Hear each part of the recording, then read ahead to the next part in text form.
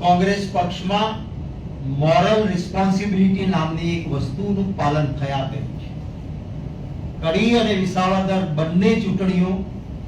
ખૂબ મહેનતથી લડાઈ એનો યશ મારા કાર્યકર્તાઓને છે.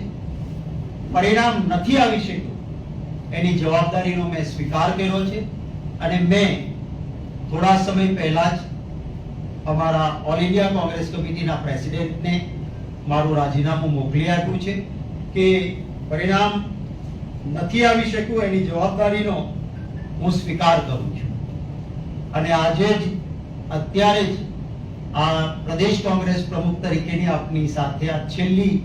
મારી પ્રેસ કોન્ફરન્સ છે. અમારા સંગઠનના મહામંત્રી અને ડેપ્યુટી લીડર સીએલપી શૈલેષભાઈ પરમારને મારી જવાબદારીઓ જ્યાં સુધી એઆઈસીસી નક્કી ન કરે નવા પ્રમુખની જવાબદારી કોને આપવાની એ નક્કી ન થાય ત્યાં સુધી જે કે રોજબરોજનું કામકાજ છે એ જોવા માટે મારો આજથી જવાબદારીનો ભાર એ શૈલેષભાઈ પરમારને સુપ્રત કરું છું, જે મેં અમારા હાઈકમાન્ડને પણ જણાવી દીધું છે કે રાજીનામું આપવું